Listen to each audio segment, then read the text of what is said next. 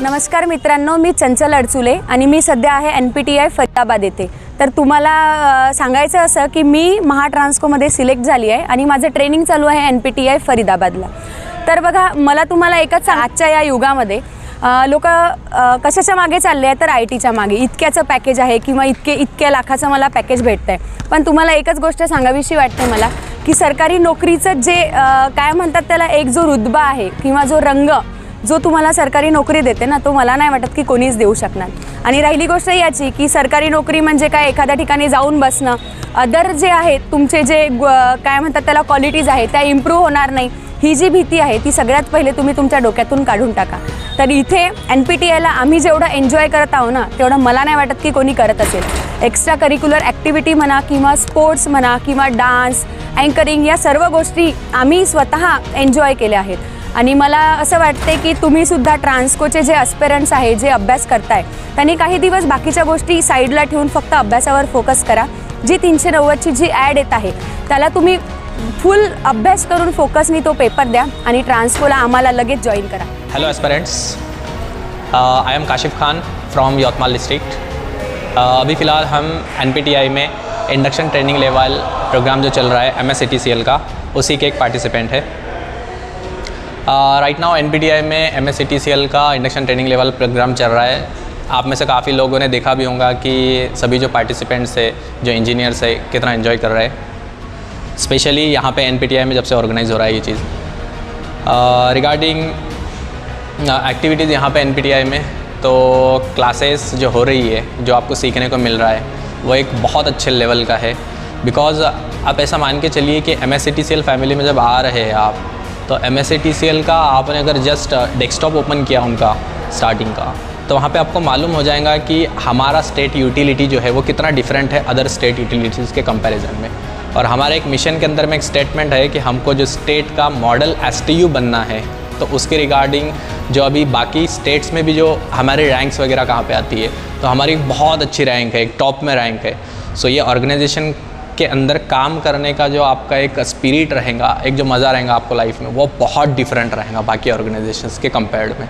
So हम यही चाहते हैं कि आपके जो भी सीनियर्स वगैरह है और बाकी भी लोग जो यहाँ पे आपके कुछ फ्रेंड्स होंगे, आपके कांटेक्ट में होंगे ही, आप उनसे जस्ट एक बार टच कर लेना, उनसे पूछ लेना कि कैसे चल रहा है एक्टिविटीज़ वगैरह, सो एंड सो।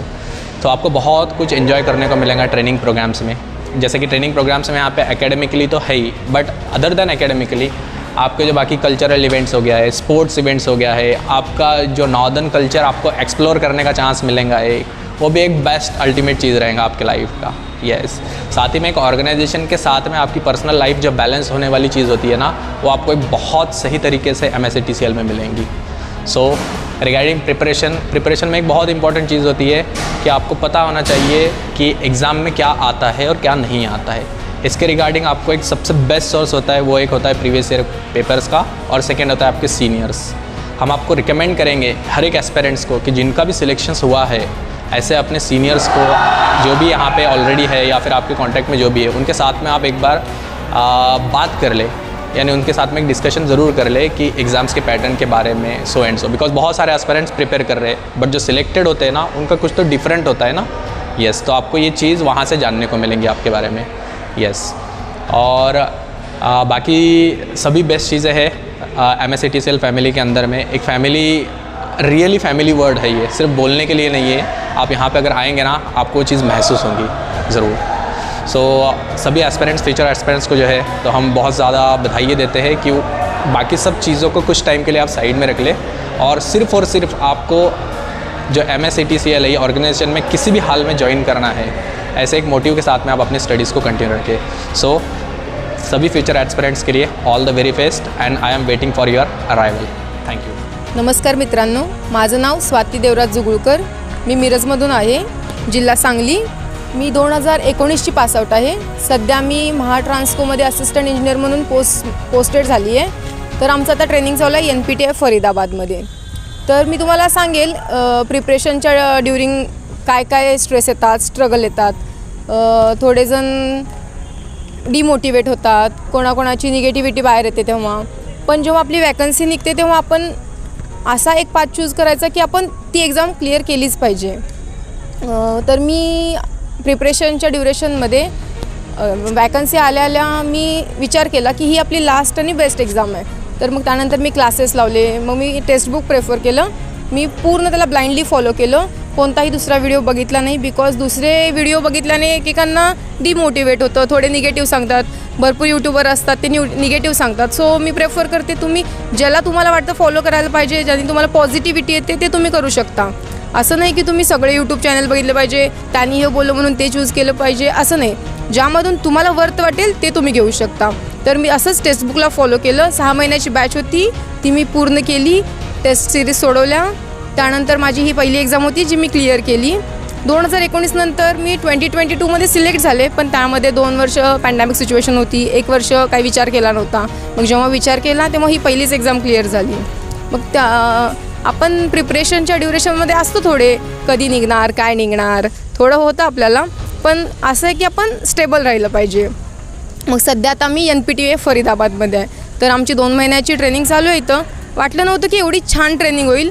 एकदा तुम्ही हा अनुभव घेऊ शकता, कारण की आता परत एकदा वॅकन्सी आली आहे 390 पोस्टची.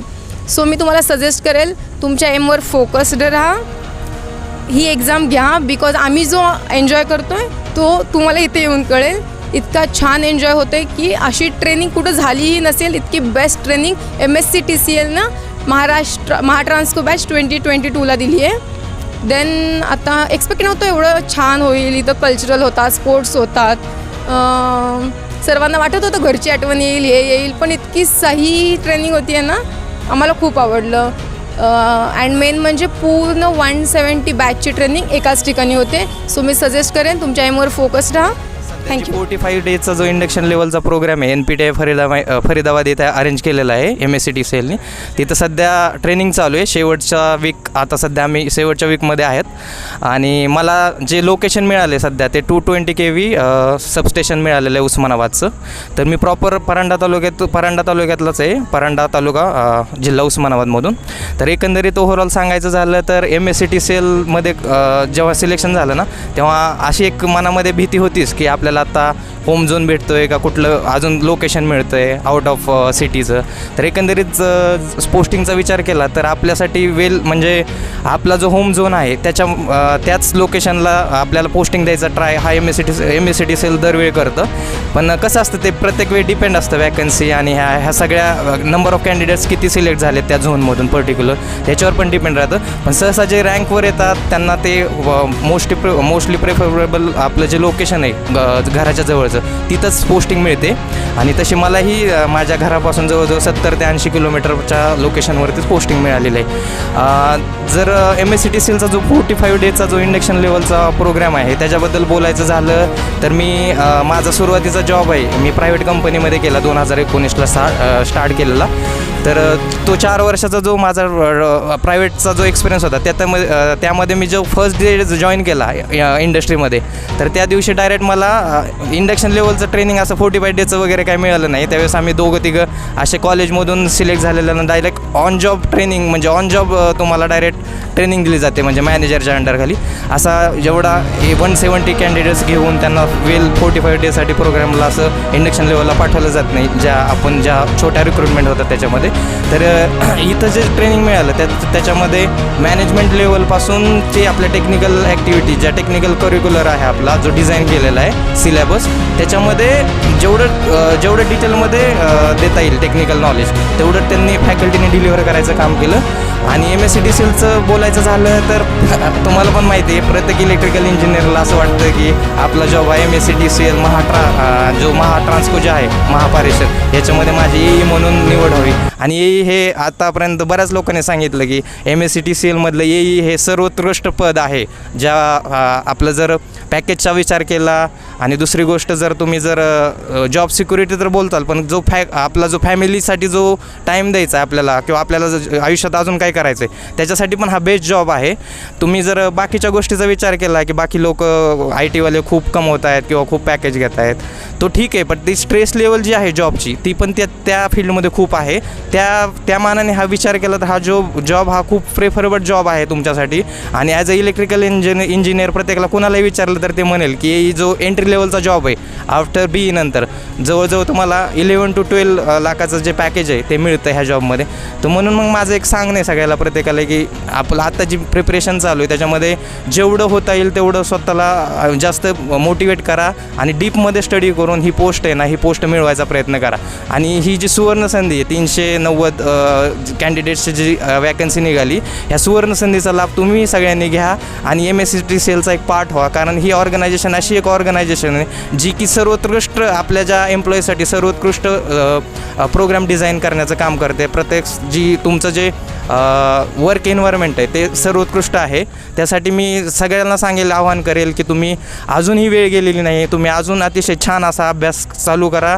अजून कुणी जो कंटिन्युअस स्टडी करत आहेत त्यांनी अजून थोडा डीपमध्ये स्टडी करून ही पोस्ट आपल्याला कशी मिळेल ह्या तरी. बनकर, मी राहणार अकलूज, जिल्हा सोलापूर.